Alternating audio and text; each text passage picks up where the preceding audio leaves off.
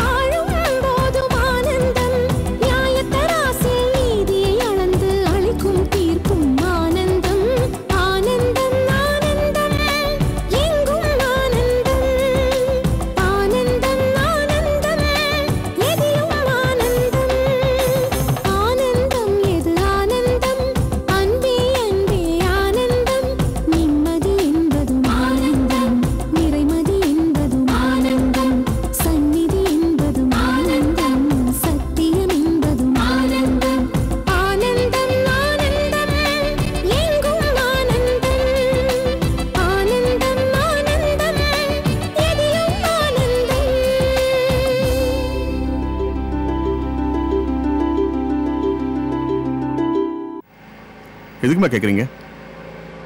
இல்ல 5-6 வருஷமா ரோகிணி விஷயம் தெரியும்ல?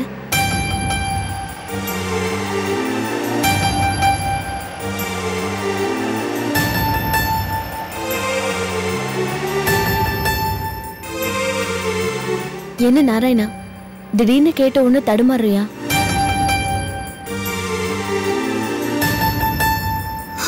கேட்டதுக்கு இன்னும் பதிலே வரல. இல்லம்மா, வேலைக்கு சேர்ந்த அடுத்த மாசம் தெரியுமா? தெரிஞ்ச உடனே தடுத்திருக்கலாமே. மா, நான் ஒன்னு சொல்றேன்னு தப்பா எடுத்துக்காதீங்க. உங்களுக்கு இந்த மேட்டர் தெரியும், தெரிஞ்சு நீங்க இது வரைக்கும் சொல்லல.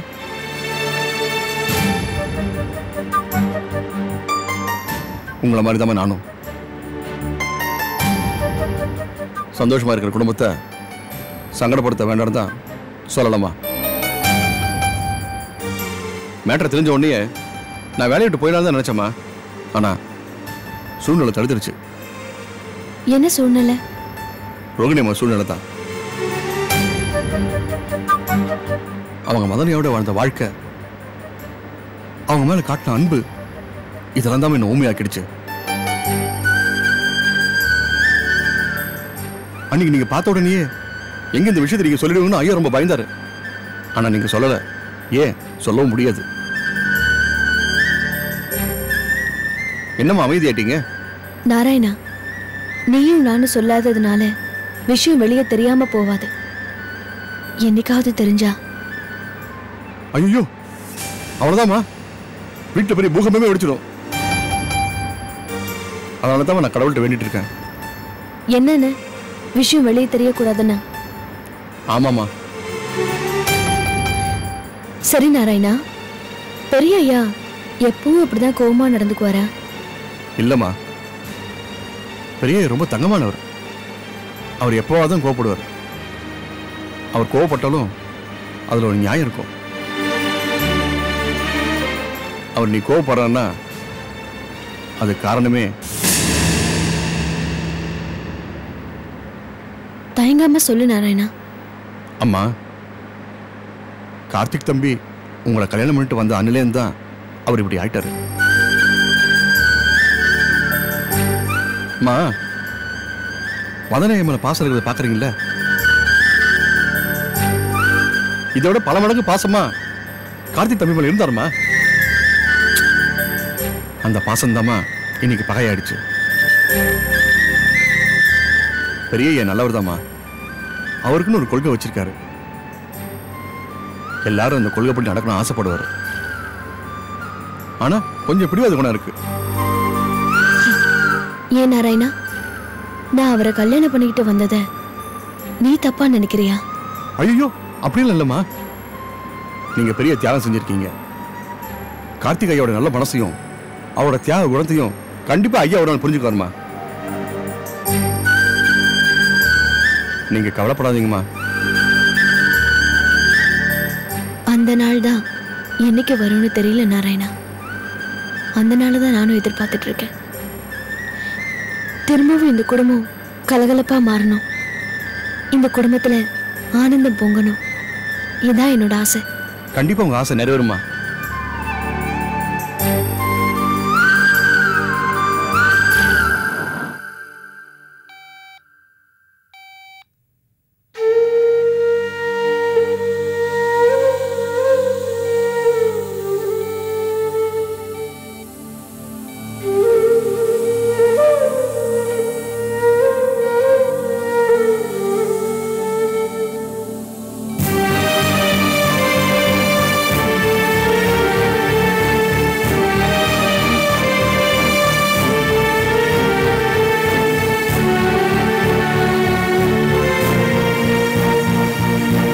எப்படி இருக்கு டாக்டர்?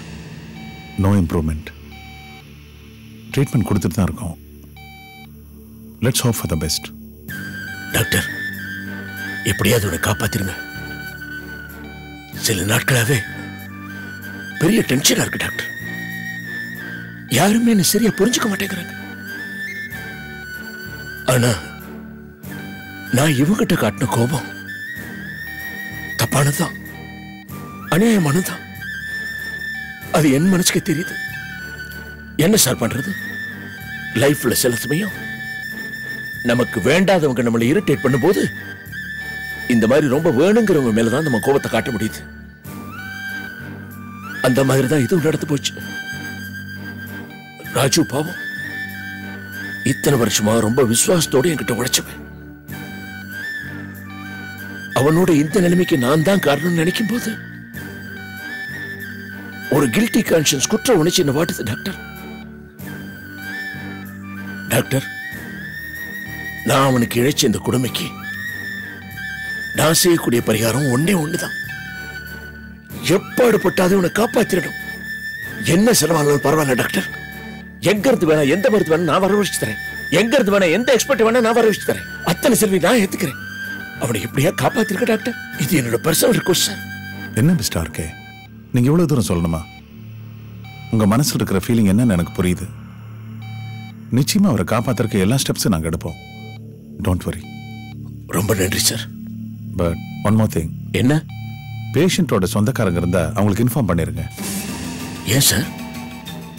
ராஜுவோட நிலைமை அவ்வளவு மோசமா இருக்கு. நோ, இன்ஃபார்ம் பண்ணிட்டா நல்லது தானே.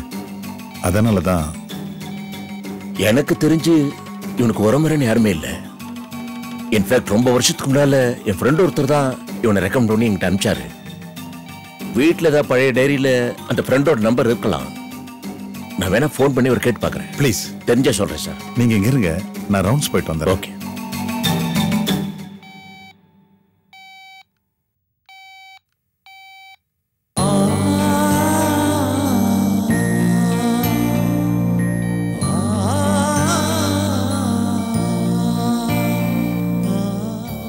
ராஜு,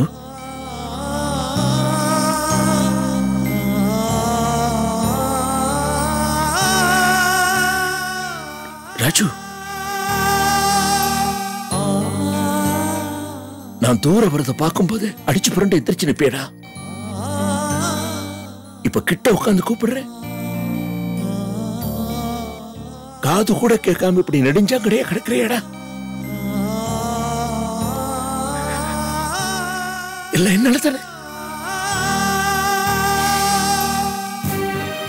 என்ன மன்னிச்சிடுறா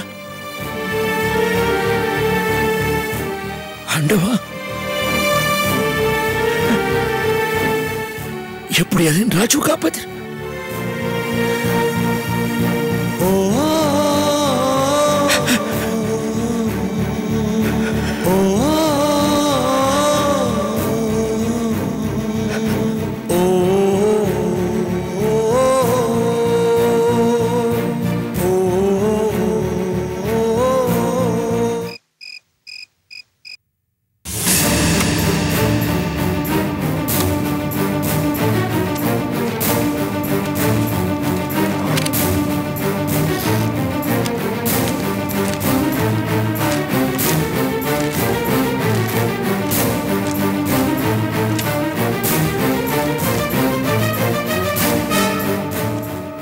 என்னங்க, என்ன தேடுறீங்க?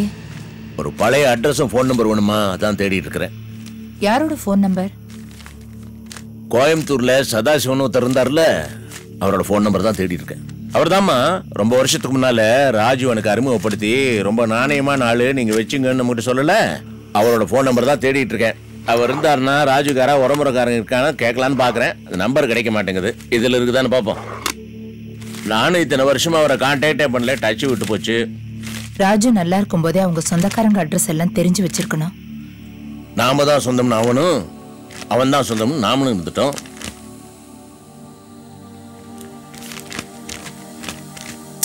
இதுலயும் இல்லையே, பழைய டைரி ஏகப்பட்டது வச்சிருக்கிறேன். எதுல இருக்குன்னு கண்டுபிடிக்கிறதாப்பா கஷ்டம்.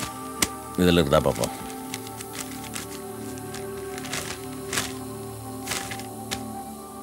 இதா இருக்கு, கிடைச்சிருச்சு. உடனே போன் பண்ணுங்க.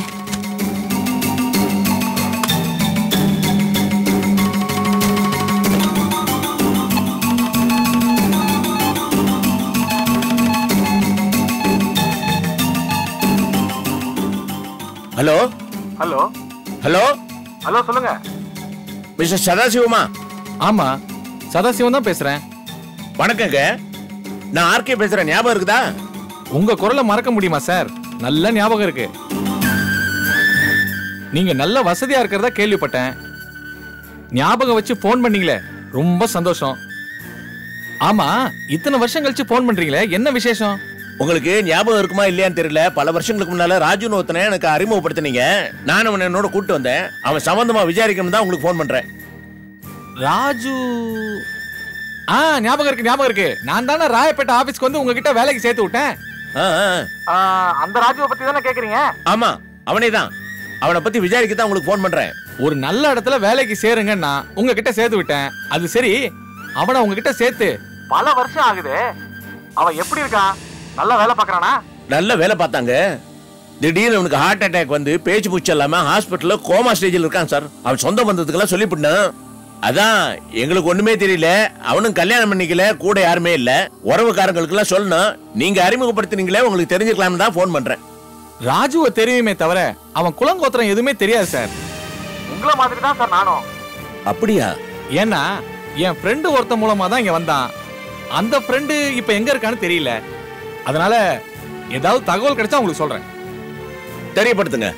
என் நம்பரை குறிச்சுக்கிறீங்களா? சொல்லுங்க. 2628 2628 9850 9850.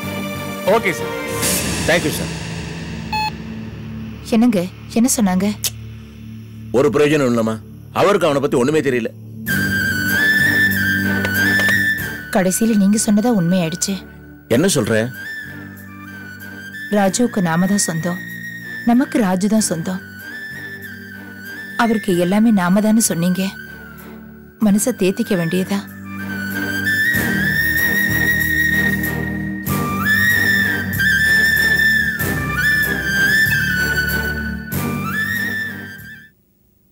தூங்கு தூங்கு. தூங்குமா, கண்ணு முடிக்கோ. நல்ல பொண்ணு இல்ல? நீ தூங்குறதுக்குள்ள நான் ஒரு வழி ஆயிடுவேன் போல இருக்கு. தூங்குறியா? என் செல்லம். தூங்குறேன் மம்மி.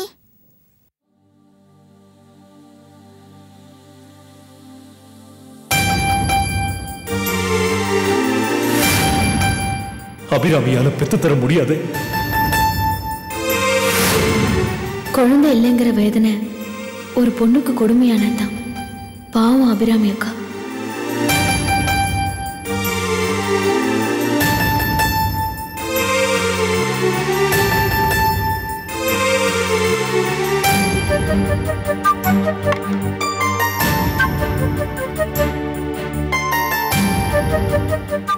சாந்தி, சாந்தி, வாங்க. வாங்களா? நான் வந்து ரொம்ப நேரம் ஆச்சுமா. சரி, எனக்கு பசிக்குது, சாப்பாடு போடு. சரி, நீங்க ஃபேஸ் எல்லாம் வாஷ் பண்ணிட்டு கீழே வாங்க, நான் சாப்பாடு எடுத்து வைக்கிறேன்.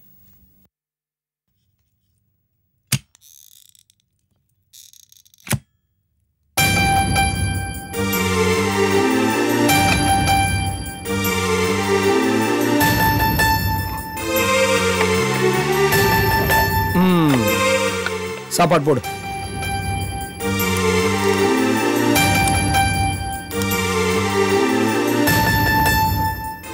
என்னம்மா இன்னைக்கு மோர் கஞ்சியா?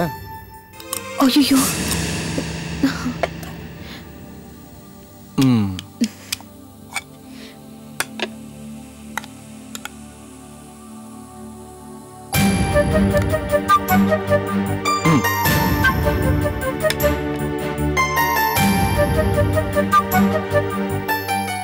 என்னம்மா சாப்பாடு போட்டா கார குழம்போ சாம்பாரோ போடணும்.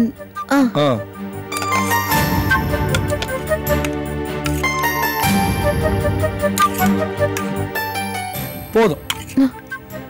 ரசம் சூப்பர். சாந்தி, பரிமாறத நிறுத்திட்டு முதல்ல நான் கேட்கிற கேள்விக்கு பதில சொல்லு. என்னாச்சு உனக்கு? நானும் வந்ததுல இருந்து பாத்துட்டு இருக்கேன், ஏதோ டிஸ்டர்ப்டாவே இருக்க. ஐயோ, அந்த மாதிரிலாம் இல்ல, ஏதோ தெரியாம. தெரியலனா சாப்பாடு மோர் ஆகுது, சாம்பார் ரசம் ஆகுது. சொல்லுமா, என்னாச்சு? இல்ல, நீங்க சாப்பிடுங்க. சொல்லு சொல்லு. நீ சொன்னதுக்கு அப்புறம் தான் நான் சாப்பிடுவேன். எனக்கு இப்ப பசி போய் கவலை அதிகமாயிடுச்சு. என்ன, அப்பா ஏதாவது உன்னை திட்டினாரா? இல்லங்க, இப்பெல்லாம் நானும் அவர் எதிரில் நிக்கிறது இல்ல, அவரும் என்ன எதுவும் சொல்றது இல்ல. நான் நினைச்சிட்டு இருக்கிறதெல்லாம் உங்களை பத்தி தான். எனக்கு என்ன? எனக்கு தெரிஞ்ச ஒண்ணு உங்ககிட்ட சொல்லாம இருக்கிறதா எனக்கு வேதனையா இருக்கு. ஆனா அதை விட வேதனை, அந்த விஷயம் தெரிஞ்சா நீங்க ரொம்ப வேதனைப்படுவீங்களோன்னு தான் நான் யோசிச்சுட்டு இருக்கேன். இந்த மாதிரி நீ வேதனைப்படுறதை என்னால தாங்க முடியல. உன்னை பத்தி எனக்கு தெரியாதா? உன் மனபாரத்தை என்கிட்ட கொஞ்சம் இறக்கி வை.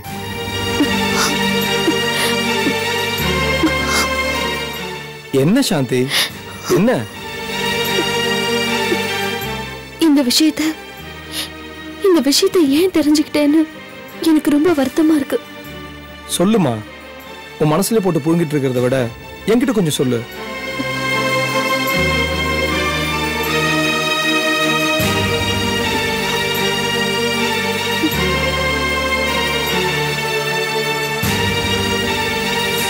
ஒரு பெண்மை பூர்த்தி ஆகிறதே தாய்மை அடைஞ்ச பிறகுதான். அபிராமி அக்காவுக்கு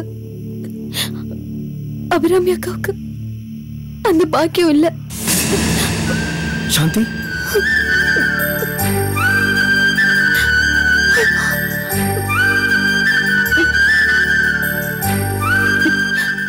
இதை விட பெரிய கொடுமை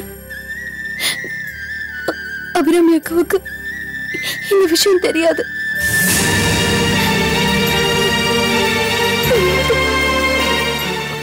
இது யார் உன்கிட்ட சொன்னது?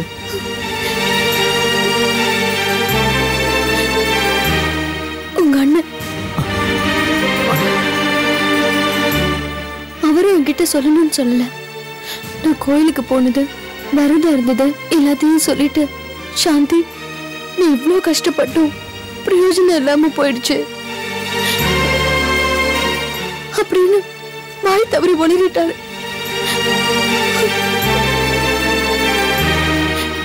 என்னால இது உங்ககிட்ட சொல்லாம இருக்க முடியல. அண்ணனுக்காக கதி, இவ்வளவு நல்லவங்களுக்கு இந்த மாதிரிலாம் சோதனை மட்டும் இல்ல, பெரிய தண்டனை. சாந்தி, அண்ணன் இதை எப்படி தாங்கிக்கிறாரோ தெரியல.